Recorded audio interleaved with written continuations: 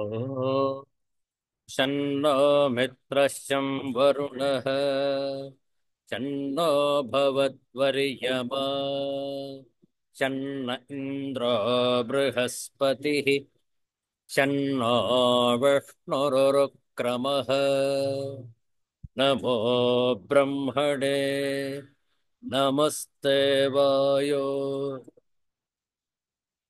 त्वमेव प्रत्यक्षं ब्रह्मासि त्वमेव प्रत्यक्षं ब्रह्म वदिष्यामि ऋतं वदिष्यामि सत्यं वदिष्यामि तन्मामवतु तद्वक्तारमवतु अवतु माम् अवतु वक्तारम्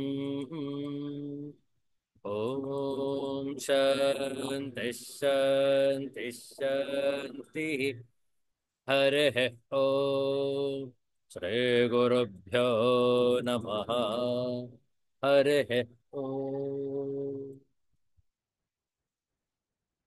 Universal prayer. O hidden life, vibrant in every atom. O hidden light, shining in every creature. O hidden love, embracing all in oneness. May each who feels himself as one with thee know he is also one with every other. Om Shanti Shanti Shanti. ಇಂದು ಫಾಲ್ಗುಣ ಮಾಸದ ಬಹುಳ ಅಷ್ಟಮಿ ಮಂದವಾಸರ ಸ್ಥಿರವಾಸರ ಅಥವಾ ಶನಿವಾಸರ ಶ್ರೇಷ್ಠವಾದ ಶನಿವಾರದ ಈ ಮುಸ್ಸಂಜೆಯಲ್ಲಿ ಫಾಲ್ಗುಣ ಬಹುಳ ಅಷ್ಟಮಿಯ ತಿಥಿಯಲ್ಲಿ ಶ್ರೀ ದೀನಬಂಧು ಅಷ್ಟಕಂ ಇದರ ಪಾರಾಯಣ ಆಯ್ದ ಶ್ಲೋಕಗಳು ಶ್ರದ್ಧೆಯಿಂದ ಆಲಿಸುವಂತವರಾಗಿ ಶ್ರೀ ದೀನಬಂಧು ಅಷ್ಟಕಂ. ಯಸ್ಮಾದಿದಂ ಜಗದುದೇತಿ ಚತುರ್ಮುಖಾದ್ಯಂ ಯಸ್ಮಿನ್ನವಸ್ಥಿತಮಶೇಷಮಶೇಷ ಮೂಲೆ ಯನ್ನೋಪಯಾತಿ ವಿಲಯಂ ಚ ಸಮಸ್ತಮಂತೆ ದೃಗ್ಗೋಚರೋ ಭವತು ಮೇದ್ಯಸ ದೀನಬಂಧುಃ ಚಕ್ರಂ ಸಹಸ್ರಕರಚಾರು ಕರಾರವಿಂದೇ ಗುರುವಿ ಗದಾಧರವರಶ್ಚ ವಿಭಾತಿ ಯಸ್ಯ ಪಕ್ಷೇಂದ್ರ ಪೃಷ್ಠ ಪರಿರೋಪಿತ ಪಾದಪದ್ಮಃ ದೃಗ್ಗೋಚರೋ ಭವತು ಮೇದ್ಯಸ ದೀನಬಂಧು ಏನೋ ಧೃತಾ ವಸುಮತಿ ಸಲಿಲೆ ನಿಮಗ್ನಾ ನಗ್ನಾ ಚ ಪಾಂಡವವಧೂಃ ಸ್ಥಗಿತಾದುಕೂಲೈಃ ಸಮ್ಮೋಚಿತೋ ಜಲಚರಸ್ಯ ಮುಖಾದ್ ಗಜೇಂದ್ರಃ ದೃಗ್ಗೋಚರೋ ಭವತು ಮೇದ್ಯಸ ದೀನಬಂಧುಃ ಯಸ್ಯಾರ್ದ್ರದೃಷ್ಟೇವಶತಸ್ತು ಸುರಾಃ ಸಮೃದ್ಧಿಂ ಕೋಪೇಕ್ಷಣೇನ ಧನುಜ ವಿಲಯಂ ವ್ರಜಂತಿ ಭೀತಾಶ್ಚರಂತಿ ಚ ಯತೋರ್ಕಯಮಾನಿಲಾದ್ಯಾಃ ದೃಗ್ಗೋಚರೋ ಭವತು ಮೇದ್ಯಸ ದೀನಬಂಧುಃ ದೃಗ್ಗೋಚರೋ ಭವತು ಮೇದ್ಯಸ ದೀನಬಂಧುಃ ದೃಗ್ಗೋಚರೋ ಭವತು ಮೇದ್ಯಸ ದೀನಬಂಧುಃ. ವೃಂದಾವನ ವಿಹಾರಿ ಲಾಲ್ ಕೀ ಜಯ. ಒಂದು ಹಿಂದಿಯ ಭಜನೆಯನ್ನು ಮಾಡೋಣ. ಶ್ರೀಕೃಷ್ಣನ ಭಜನೆ ಹಿಂದಿ ಭಾಷೆಯಲ್ಲಿ ನಾವು ಹೇಳ್ಕೊಡ್ತೇವೆ, ತಾವು ಪುನರಾವರ್ತಿಸಬಹುದು.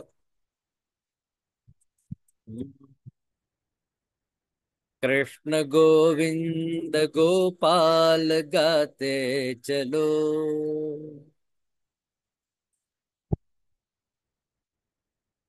अपनी मुक्ति का मार्ग बनाते चलो।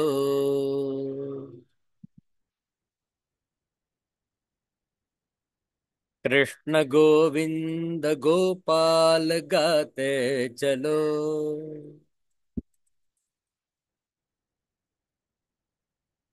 अपनी मुक्ति का मार्ग बनाते चलो।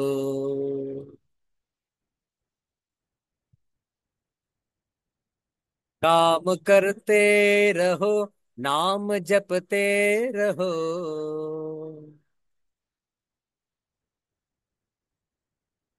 पाप करने से हरदम डरते रहो।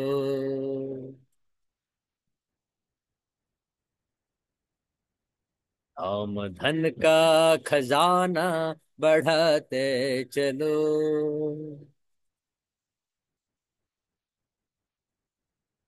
अपनी मुक्ति का मार्ग बनाते चलो।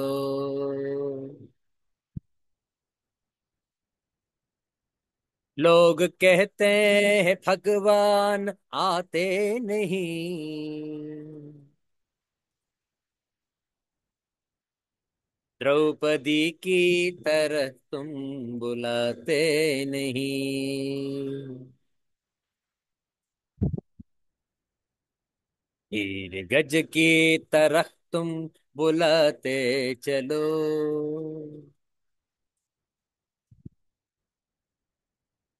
अपनी मुक्ति का मार्ग बनाते चलो।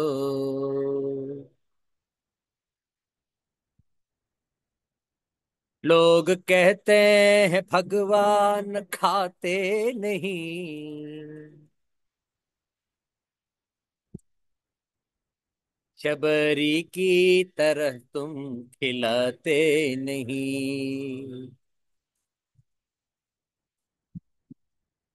साग जैसे विदुर की खिलाते चलो।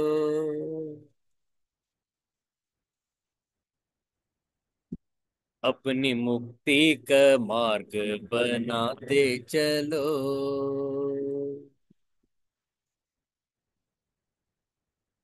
सुख में भूलो नहीं, दुख में रो नहीं।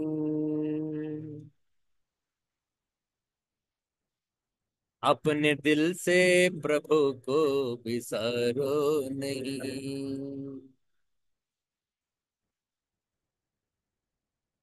माया जाली को दिल से हटाते चलो।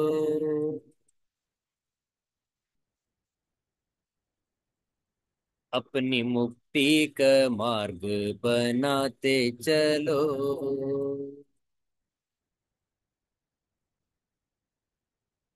कृष्ण गोविंद गोपाल गाते चलो।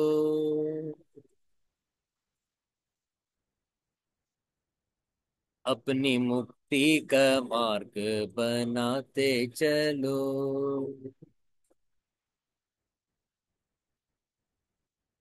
अपनी मुक्ति का मार्ग बनाते चलो।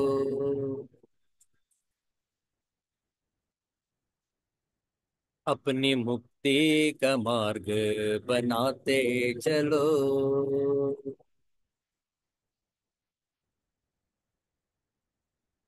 वृंदावन बिहारी लाल की जय। सिद्धांत अवधूत चिंतन श्री गुरुदेव दत्त। जय जय रघुवीर समर्थ श्री सद्गुरुनाथ महाराज की जय। हर हर नमः पार्वती पतये।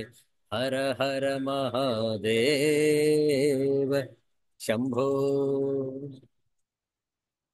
ಶ್ರೀಮದ್ ಭಗವದ್ಗೀತೆಯ 13ನೇ ಅಧ್ಯಾಯದ ಕೆಲವು ಶ್ಲೋಕಗಳ ಪಾರಾಯಣ. ಶ್ಲೋಕಗಳನ್ನು ಪರದೆಯ ಮೇಲೆ ಹಂಚಿಕೊಂಡಿದ್ದೇವೆ. ಎಲ್ಲರೂ ಕೂಡ ಒಟ್ಟಿಗೆ ಪಾರಾಯಣ ಮಾಡುವ. ಓಂ ಶ್ರೀ ಪರಮಾತ್ಮನೇ ನಮಃ. ಅಥ ತ್ರಯೋದಶೋऽಧ್ಯಾಯಃ. ಕ್ಷೇತ್ರ ಕ್ಷೇತ್ರಜ್ಞ ವಿಭಾಗಯೋಗಃ. श्रीभगवानुवाच ध्यानेनात्मनि पश्यन्ति केचिदात्मानमात्मना अन्ये साङ्ख्येन योगेन कर्मयोगेन चापरे अन्ये त्वेवमजानन्तः श्रुत्वान्येभ्य उपासते तेऽपि चातितरन्त्येव मृत्युं श्रुतिपरायणाः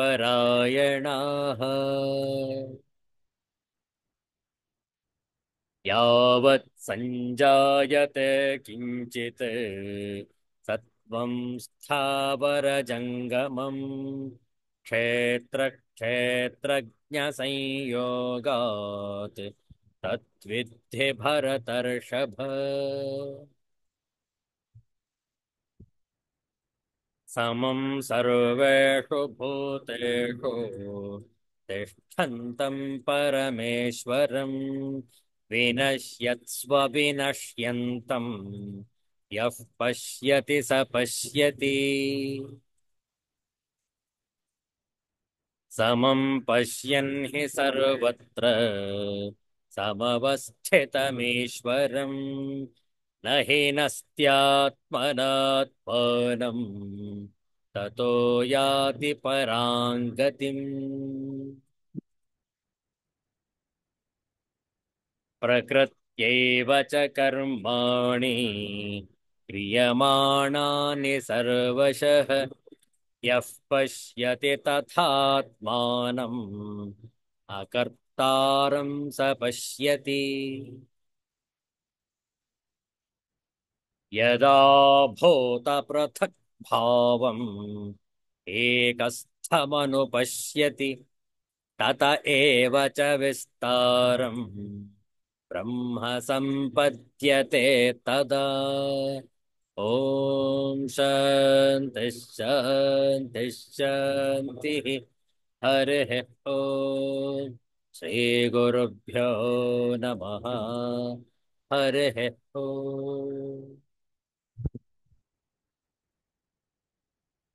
13ನೇ ಅಧ್ಯಾಯದ ವಿಚಾರದಲ್ಲಿ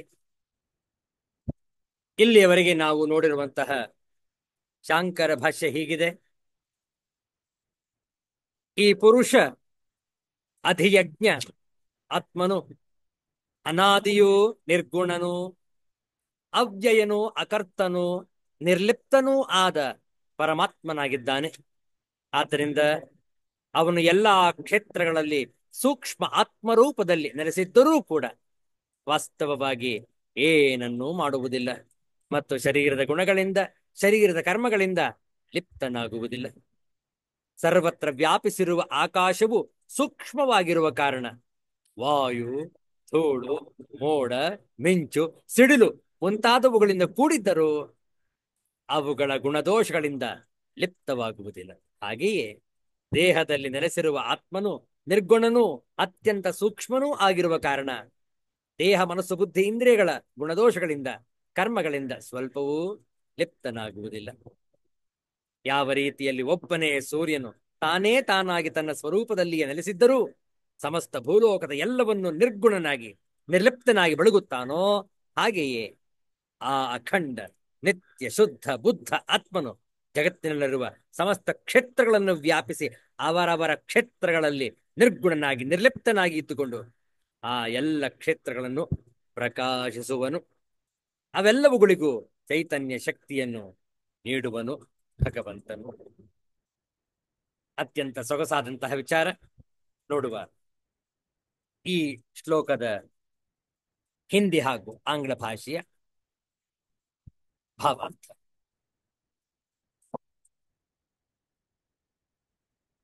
ಇದನ್ನು ಎಲ್ಲರೂ ಕೂಡ ಒಟ್ಟಿಗೆ ಒಮ್ಮೆ ಪಾರಾಯಣ ಮಾಡುವ. 31ನೇ ಶ್ಲೋಕ. ಅನಾದಿತ್ವಾನ್ ನಿರ್ಗುಣತ್ವಾತ್ ಪರಮಾತ್ಮಾಯಮವ್ಯಯಃ ಶರೀರಸ್ಥೋಪಿ ಕೌಂತೇಯ ನ ಕರೋತಿ ನ ಲಿಪ್ಯತೆ. शाश्वत दृष्टि संपन्न लोग यह देख सकते हैं कि अविनाशी आत्मा दिव्य, शाश्वत तथा गुणों से अतीत है। हे अर्जुन, भौतिक शरीर के साथ संपर्क होते हुए भी आत्मा न तो कुछ करता है और न लिप्त होता है। Those with a vision of eternity can see that the soul is transcendental, eternal, and beyond the modes of nature. Despite contact with the material body, O Arjuna, the soul neither does anything nor is entangled. ಇದರ ಹಿಂದಿಯ ಸಂಪೂರ್ಣ ಭಾವಾರ್ಥವನ್ನು ಕೂಡ ಕಳೆದ ಬಾರಿ ನೋಡಿದ್ದೇವೆ. ಮುಂದಿನ ಶ್ಲೋಕಕ್ಕೆ ಪಾದಾರ್ಪಣೆ ಮಾಡುವ. ಒಮ್ಮೆ ಹೇಳ್ಕೊಡ್ತೇವೆ, ತಾವು ಪುನರಾವರ್ತನೆ ಮಾಡಿ, ಆ ನಂತರ ಮತ್ತೊಮ್ಮೆ ಇದನ್ನು ಒಟ್ಟಿಗೆ ಪಾರಾಯಣ ಮಾಡುವ. ಶ್ರೀ ಭಗವಾನುವಾಚ ಜ್ಞೇಯಂ ಯತ್ತತ್ ಪ್ರವಕ್ಷ್ಯಾಮಿ ಯಜ್ಞಾತ್ವಾಮೃತಮಶ್ನುತೆ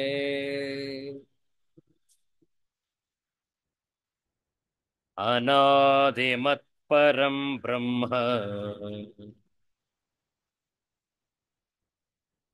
ನ ಸತ್ತನ್ನಾಸದುಚ್ಯತೆ.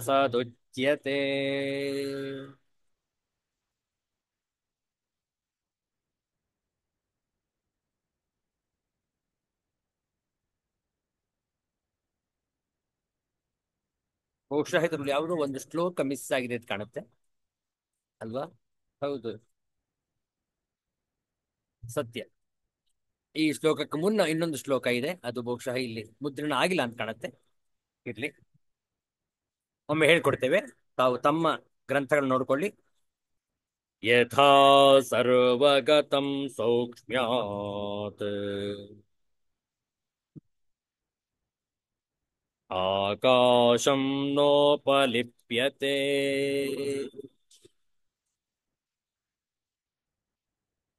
ಸರ್ವತ್ರಾವಸ್ಥಿತೋ ದೇಹೇ ತಥಾತ್ಮಾನೋಪಲಿಪ್ಯತೆ. ಮತ್ತೊಮ್ಮೆ, ಯಥಾ ಸರ್ವಗತಂ ಸೌಕ್ಷ್ಮ್ಯಾತ್ ಆಕಾಶಂ ನೋಪಲಿಪ್ಯತೆ ಸರ್ವತ್ರಾವಸ್ಥಿತೋ ದೇಹೇ ತಥಾತ್ಮಾನೋಪಲಿಪ್ಯತೆ. ಯಥಾ ಸರ್ವಗತಂ ಸೌಕ್ಷ್ಮ್ಯಾತ್ ಆಕಾಶಂ ನ ಉಪಲಿಪ್ಯತೆ ಸರ್ವತ್ರ ಅವಸ್ಥಿತಃ ದೇಹೇ ತಥಾ ಆತ್ಮಾ ನ ಉಪಲಿಪ್ಯತೆ. ಅನ್ವಯಾರ್ಥ: ಯಥಾ ಸರ್ವಗತಂ ಆಕಾಶಂ ಸೌಕ್ಷ್ಮ್ಯಾತ್ ನ ಉಪಲಿಪ್ಯತೆ, ಯಾವ ಪ್ರಕಾರ ಸರ್ವತ್ರ ವ್ಯಾಪಿಸಿರುವ ಆಕಾಶವು ಸೂಕ್ಷ್ಮವಾಗಿರುವ ಕಾರಣ ಲಿಪ್ತವಾಗುವುದಿಲ್ಲವೋ, ತಥಾ ಅಂತೆಯೇ ದೇಹೇ ಸರ್ವತ್ರ ಅವಸ್ಥಿತಃ ಆತ್ಮ ನ ಉಪಲಿಪ್ಯತೆ, ಅಂತೆಯೇ ದೇಹದಲ್ಲಿ ಸರ್ವತ್ರ ಸ್ಥಿತವಾಗಿರುವ ಆತ್ಮನು ನಿರ್ಗುಣನಾದ ಕಾರಣ ದೇಹದ ಗುಣಗಳಿಂದ ಲಿಪ್ತನಾಗುವುದಿಲ್ಲ. ಸರ್ವತ್ರ ವ್ಯಾಪಿಸಿರುವ ಆಕಾಶವು ಸೂಕ್ಷ್ಮವಾಗಿರುವ ಕಾರಣ ಲಿಪ್ತವಾಗದಿರುವಂತೆಯೇ ದೇಹದಲ್ಲಿ ಸರ್ವತ್ರ ವ್ಯಾಪ್ತನಾಗಿರುವ ಆತ್ಮನು ನಿರ್ಗುಣನಾದ ಕಾರಣ ದೇಹದ ಗುಣಗಳಿಂದ ಲಿಪ್ತನಾಗುವುದಿಲ್ಲ. ಎಷ್ಟು ಸೂಕ್ಷ್ಮವಾಗಿದೆ ನೋಡಿ ಈ ವಿಚಾರ. ಈ ಶ್ಲೋಕದ ಶಾಂಕರ ಭಾಷ್ಯವನ್ನು ನೋಡೋಣ.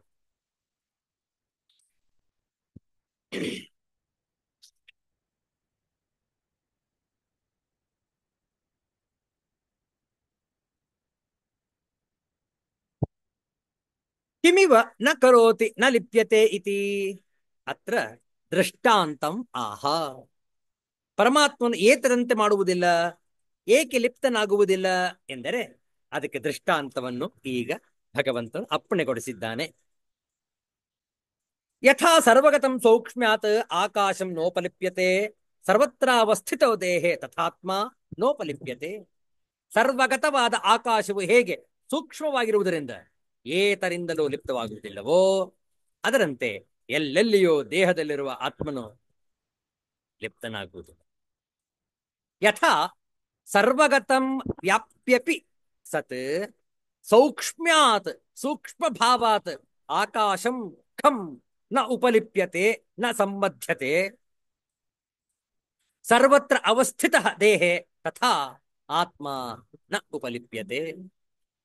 ಹೇಗೆ ಸರ್ವಗತವಾಗಿ ಎಲ್ಲವನ್ನು ವ್ಯಾಪಿಸಿಕೊಂಡಿರುವುದಾಗಿದೆಯಾ ವ್ಯಾಪಿಸಿಕೊಂಡಿರುವುದಾಗಿದೆಯಾದರೂ ಸೌಕ್ಷ್ಮ್ಯದಿಂದ ಸೂಕ್ಷ್ಮವಾಗಿರುವುದರಿಂದ ಆಕಾಶವು ಗಗನವು ಲಿಪ್ತವಾಗುವುದಿಲ್ಲವೋ ಸಂಬದ್ಧವಾಗುವುದಿಲ್ಲವೋ ಅದರಂತೆ ಎಲ್ಲೆಲ್ಲಿಯೂ ಎಲ್ಲಾ ದೇಹಗಳಲ್ಲಿಯೂ ಎಂದರ್ಥ ಉತ್ತಮ ಮಧ್ಯಮ ನೀಚ ಎಂಬ ತಾರತಮ್ಯದ ದೇಹಗಳಿಂದ ಆತ್ಮನಿಗೆ ಲೇಪವಿಲ್ಲ. ಎಲ್ಲೆಲ್ಲಿಯೂ ದೇಹದಲ್ಲಿರುವ ಆತ್ಮನು ದೇಹ ಧರ್ಮಗಳಿಂದ ಲಿಪ್ತನಾಗುವುದಿಲ್ಲ.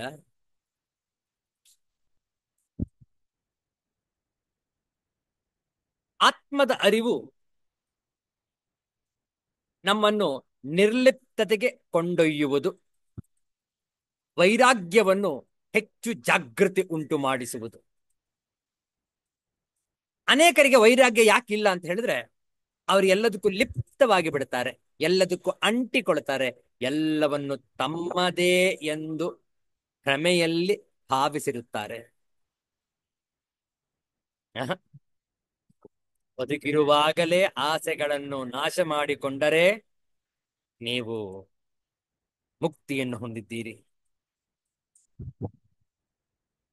ಬದುಕು ಅಥವಾ ಉಸಿರಾಟ ನಿಂತು ಇನ್ನೂ ಕೂಡ ಆಸೆಗಳಿದ್ದರೆ ಅವನಿಗೆ ಪುನರ್ಜನ್ಮ. ನೋಡಿ, ಮುಕ್ತಿ ಅಂದ್ರೇನು? ಜೀವಂತವಿರುವಾಗಲೇ ನಿರ್ಲಿಪ್ತನಾಗಿರುವಿಕೆ, ಜೀವಂತವಿರುವಾಗಲೇ ಎಲ್ಲ ಆಸೆಗಳನ್ನು ಭಸ್ಮ ಮಾಡಿಕೊಂಡಿರುವಿಕೆ. ಹೌದಲ್ಲ? ಇದರ ಒಂದು ವಿಚಾರವಾಗಿ ಒಂದು ಕಗ್ಗದ ಶ್ಲೋಕ ಇದೆ, ವಿಚಾರ ಮಾಡುವ.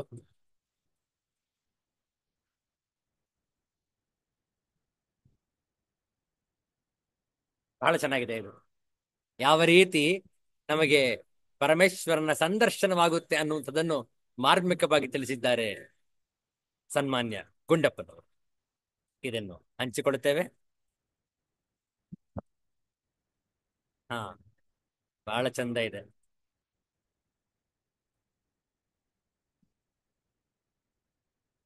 ಇಲ್ಲಿ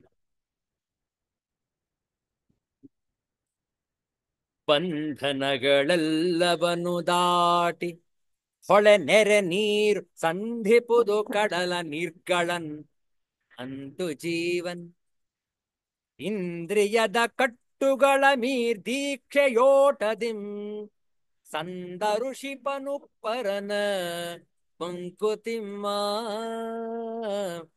ಸಂದ ಋಷಿಪನು ಪರನ ಮಂಕುತಿಮ್ಮ ಮಂಕುತಿಮ್ಮ.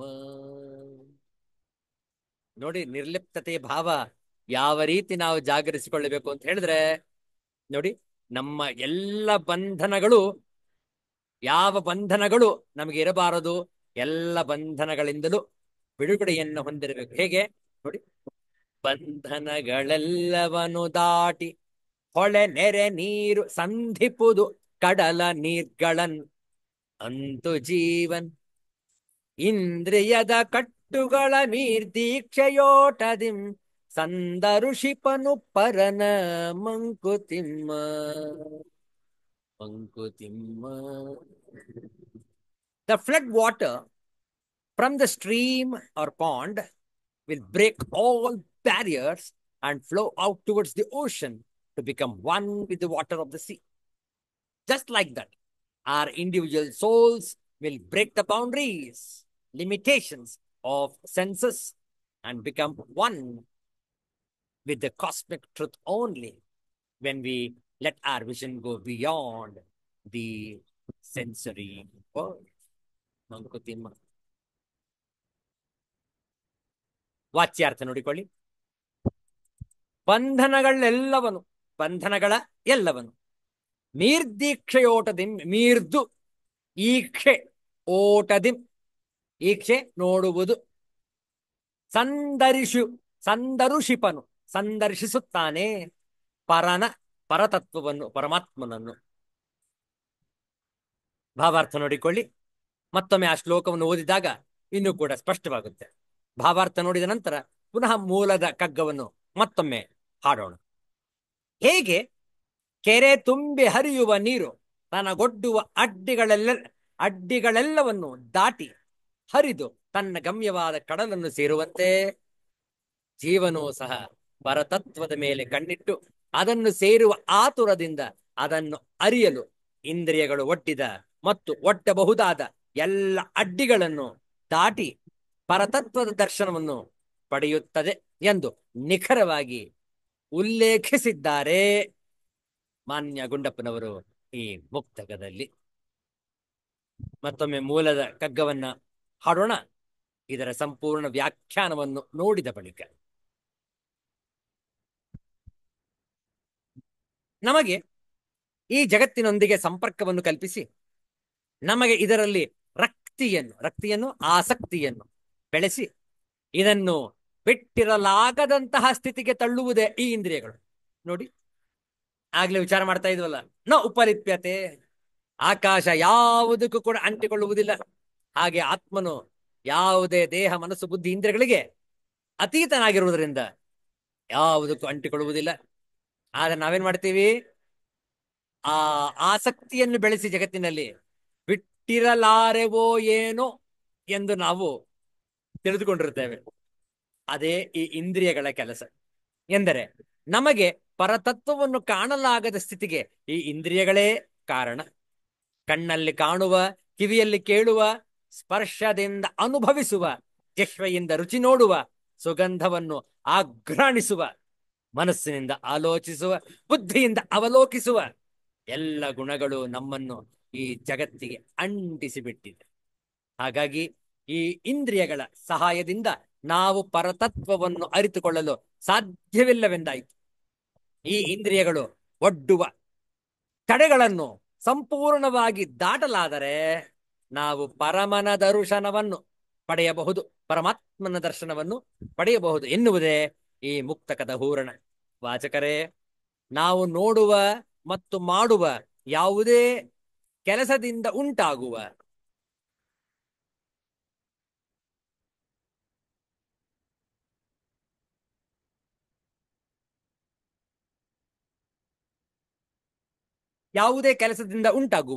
ವಸ್ತು, ವಿಷಯ ಅಥವಾ ವ್ಯಕ್ತಿಗಳ ಸಂಪರ್ಕದಿಂದ ನಮಗೆ ಪರತತ್ವದ ದರ್ಶನವಾಗುವುದಿಲ್ಲ. ನಾವು ಓದುವ ಅಧ್ಯಾತ್ಮದ ಪುಸ್ತಕಗಳು, ಕೇಳುವ ಪ್ರವಚನಗಳು, ಮಾಡುವ ಪೂಜೆ ಪುನಸ್ಕಾರಗಳು, ದಾನ ಧರ್ಮಗಳು ನಮಗೆ ಪರತತ್ವದ ದರ್ಶನ ಮಾಡಿಸುವುದಿಲ್ಲ. ಹಾಗಾಗಿ ಅವುಗಳನ್ನು ಮಾಡಬಾರದೆಂದು ಹೇಳಲಾಗುವುದಿಲ್ಲ. ಅವುಗಳನ್ನು ಮಾಡುವುದರಿಂದ ಒಂದು ಸಾಮಾಜಿಕ ವ್ಯವಸ್ಥೆಯುಂಟಾಗಿ ನಮ್ಮನ್ನು ಸನ್ಮಾರ್ಗಕ್ಕೆ ಕೊಂಡು ಹೋಗಲು ಸಹಾಯವಾಗಬಹುದು. ಅದು ಕೇವಲ ದಾರಿ, ಅದು ಕೇವಲ ಒಂದು ಮಾಧ್ಯಮ, ಅದು ಅಂತಿಮವಲ್ಲ. ಅಲ್ಲಿಂದ ಮುಂದಕ್ಕೂ ಹೋಗಬಹುದು ಅಥವಾ ಹಿಂದಕ್ಕೂ ಬರಬಹುದು. ಅಲ್ಲಿನ ಎಲ್ಲಾ ಕೆಲಸ ಕಾರ್ಯಗಳೂ ಸಹ ಇಂದ್ರಿಯಾನುವರ್ತಿಯಾಗಿಯೇ ಇರುತ್ತವೆಯೇ ಹೊರತು ಇಂದ್ರಿಯಗಳು ನಿರ್ಮಿಸಿರುವ ಆಸೆ, ವ್ಯಾಮೋಹಗಳ ಕಟ್ಟೆಗಳನ್ನು ದಾಟಿ ಹೋಗಲು ಸಾಧ್ಯವಿಲ್ಲ. ಆದರೆ ಪರತತ್ವದ ದರ್ಶನವಾಗಬೇಕಾದರೆ ಅವುಗಳನ್ನು ಮೀರಿ ಬೆಳೆಯಬೇಕು.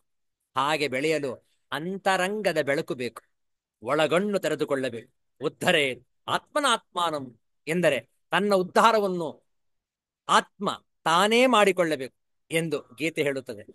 ವೇದವು ಹೇ ವಾಜಿನ್ ಮಹಿಮಾತೆ ಅನ್ಯೇನ ನ ಸನ್ನಶೇ ಎಂದು ಹೇಳುತ್ತಾ, ಹೇ ಆತ್ಮವೇ, ನಿನ್ನಲ್ಲೇ ಶಕ್ತಿಯುಂಟು, ನಿನ್ನ ಶಕ್ತಿ ನಿನ್ನಿಂದಲೇ ವೃದ್ಧಿ ಆಗುತ್ತದೆಯೇ ಹೊರತು ಅನ್ಯರ ಶ್ರಮ ಮತ್ತು ಸಾಧನೆಯಿಂದಲ್ಲ ಎನ್ನುತ್ತೆ. ಹಾಗಾಗಿ ಪರತತ್ವವನ್ನು ಕಾಣುವ ನಮ್ಮ ಪ್ರಯತ್ನಗಳಿಗೆ ಇಂದ್ರಿಯಗಳು ಒಡ್ಡುವ ಅಡೆತಡೆಗಳನ್ನು ನಾವೇ ದಾಟಬೇಕು.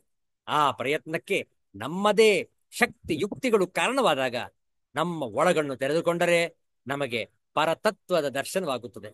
ರಂಜಕವಾದ ಈ ಜಗತ್ತಿನ ಅಂಟನ್ನು ಬಿಡಿಸಿಕೊಂಡು ಮಾನ್ಯ ಗುಂಡಪ್ಪನವರು ಹೇಳುವಂತೆ ಪರನ ಸಂದರ್ಶಿಸಲು ನಾವು ಪ್ರಯತ್ನ ಪಟ್ಟರೆ ಸಾರ್ಥಕ ಬದುಕಿನೆಡೆಗೆ ಹೆಜ್ಜೆ ಇಟ್ಟಂತಾಗುತ್ತದೆ.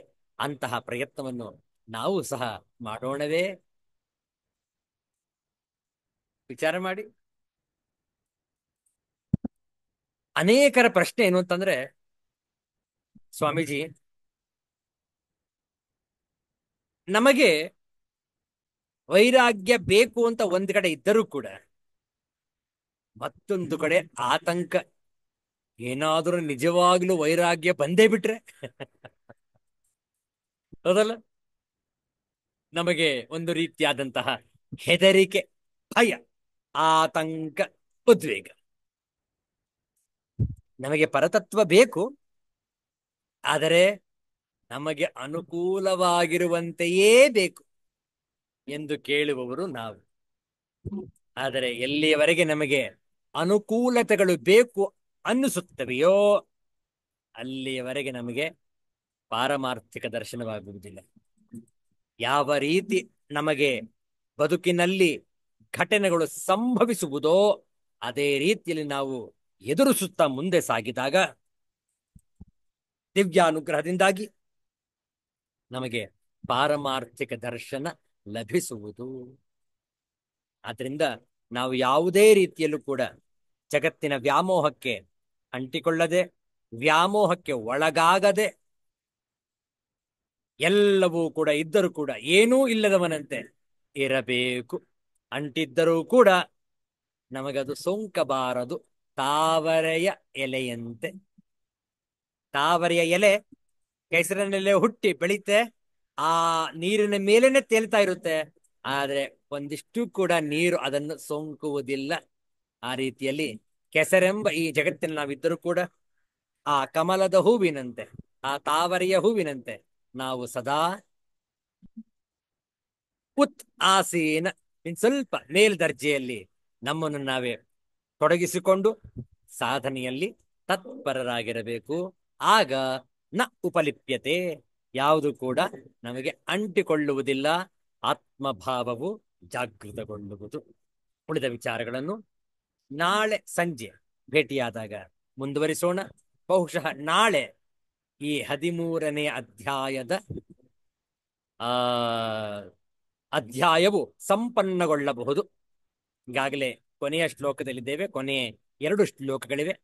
ನಾಳೆ ದಿವಸ ಅದನ್ನು ವಿಚಾರ ಮಾಡಿ ನಂತರ ಈ ಅಧ್ಯಾಯವನ್ನು ಸಂಪನ್ನಗೊಳಿಸೋಣ. ನಂತರ 14ನೆಯ ಅಧ್ಯಾಯಕ್ಕೆ ಪಾದಾರ್ಪಣೆಯನ್ನು ಮಾಡೋಣ. ಶಾಂತಿ ಮಂತ್ರ.